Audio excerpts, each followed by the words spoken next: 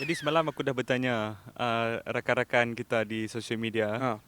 Aku bertanya ada soalan tak untuk kita pada minggu ini. Dan salah satu soalan yang menarik perhatian aku ialah uh, pada pendapat kita, siapa antara pemain midfield terbaik di Premier League sekarang yang di luar pasukan Big Six? Uh, Itu soalan yang bagus sebenarnya. itu soalan yang cukup bagus sebenarnya. Hang Um, nak petik nama dulu ke aku nak petik nama lah? Aku bagi penghormatan untuk Hang petik nama dulu. aku ada dua nama sebenarnya. Satu adalah nama yang paling ketara bagi aku, tapi aku kurang gemar untuk berbicara tentang pemain ini melihat kepada perkara-perkara luar padang yang baru-baru ini berlaku. Uh, nama Yang pertama adalah secara tak langsung mengubah persepsi aku ya. tentang pemain tersebut. Aku juga ada peluang untuk menemu bual pemain tu baru-baru ni. Namanya Yves Bissouma. Oh ya. Dari konteks seorang pemain bola sepak, bagi aku dia adalah luar biasa. Hmm. Tetapi aku tak nak berborak panjang melihat kepada apa yang Berlaku baru-baru ni berlaku ya. baru-baru ni di luar padang. Kita tunggu sehingga kes tersebut diselesaikan sebelum kita menyambung berborak tentang pemain ini. Tetapi menolak tepi Bissouma, individu yang aku paling tertarik musim ini, pemain tengah di luar klub top 6 adalah Abdoulaye Doucouré. Wow. Abdoulaye Doucouré ni Wow. adalah pemain yang bagi aku, ketika dia bersama Watford, antara pemain yang aku paling seronok untuk melihat di atas padang. Sebab bagi aku dia adalah seorang dynamic midfielder. Hmm. Midfielder yang cukup serba boleh. Yang boleh bergerak dengan bola. In fact, ball carrying abilities dia, kadang-kadang bila aku lihat, dia ada satu jenis larian dengan bola ni yang kadang-kadang mengingatkan aku sedikit kepada Yaya Toure. Oh ya ya ya Cara Yaya ya Toure ya. bergerak dengan bola. Dia ibarat Yaya Toure sedang, dia ibarat apa tau? Ibarat, kau tahu tak pukulan golf, Okay. right? Pukulan golf yang bolanya tidak melambung. Tetapi apabila dipukul, bolanya rata saja, Ah. tapi bergerak dengan deras. Oh. So nampak seperti pergerakannya deras, tetapi at the same time nampak cukup cantik pergerakannya. And Seydou Doucouré mengingatkan aku kepada perkara tersebut.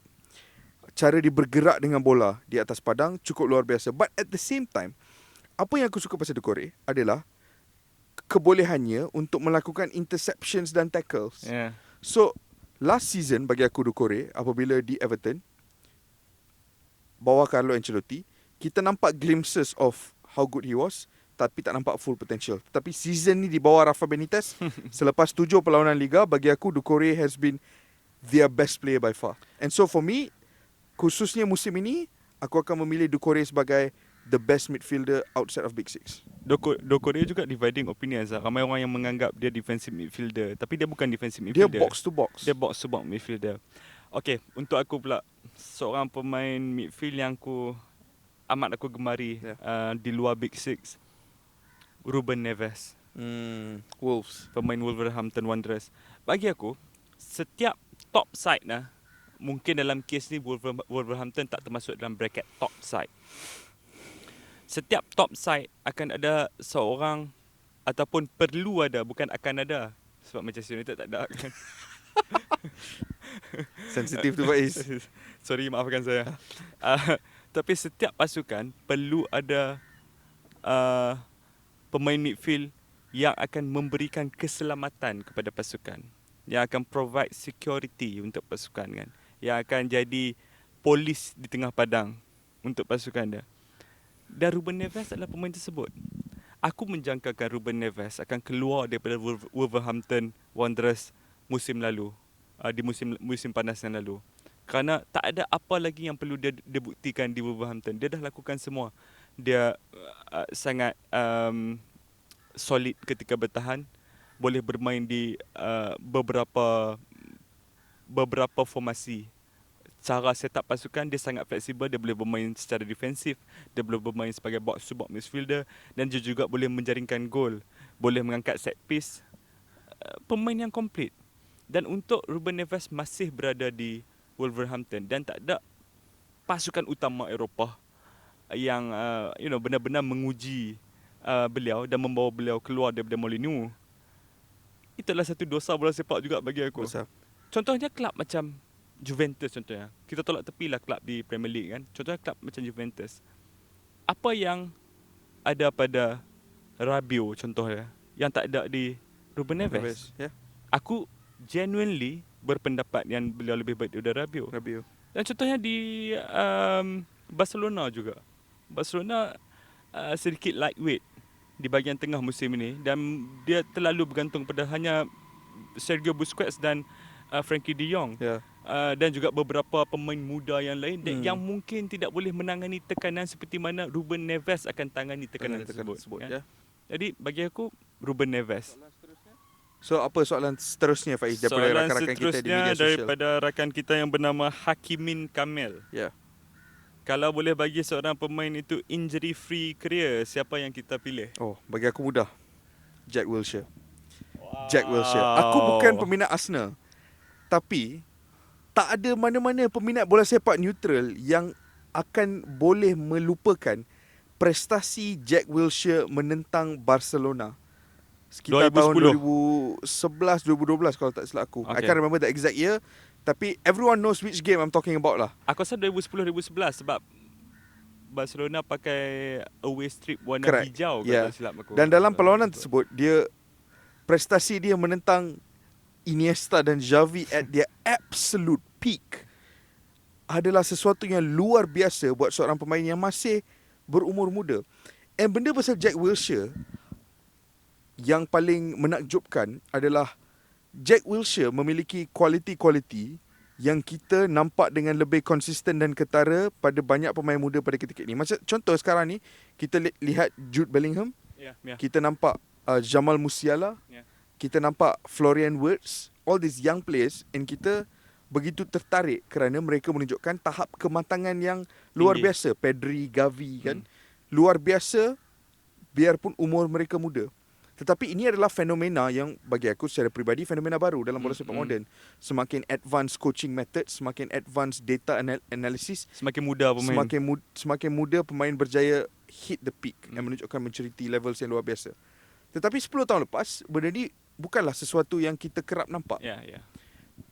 Tapi Jack Wilshere memiliki benda tersebut.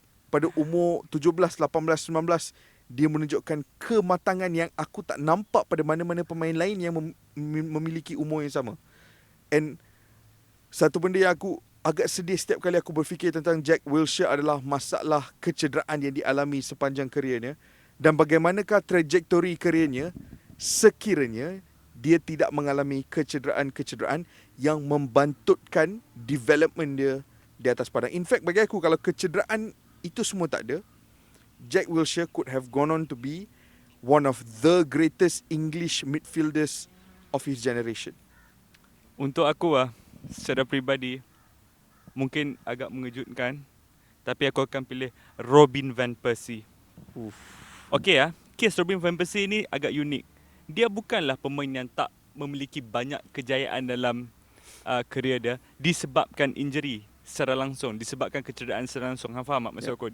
Kecederaan bukanlah satu perkara yang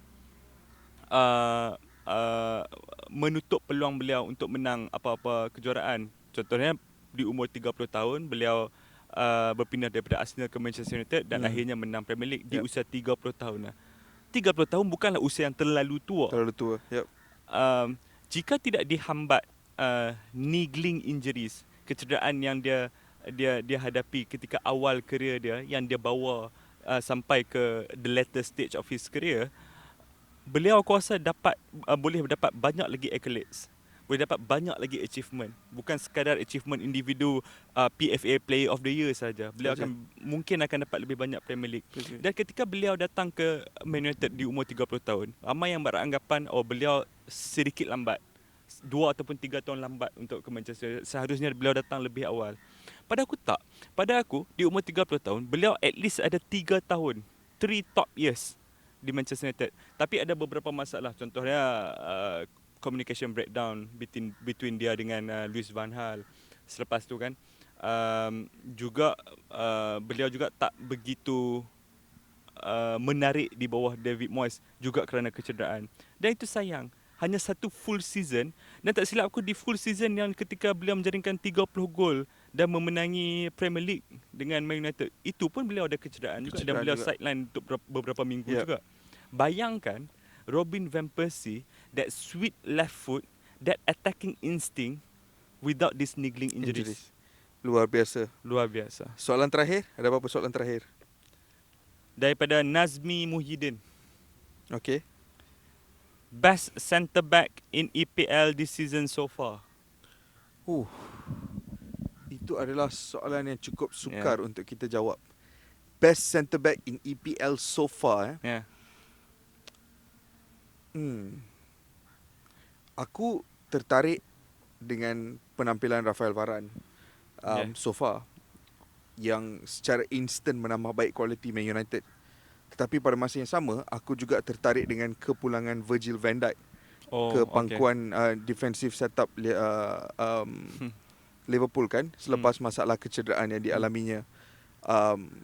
Kalau kau pandang pasukan-pasukan lain seperti even Arsenal for that matter, aku rasa last 2 games Ben White menunjukkan prestasi sebenarnya. Tomiyasu juga menunjukkan kebolehan yang luar biasa. Tetapi kalau ada seseorang yang perlu aku pilih, soalan yang sukar ni. Kalau ada seseorang yang perlu pilih, mungkin aku akan lebih cenderung untuk memilih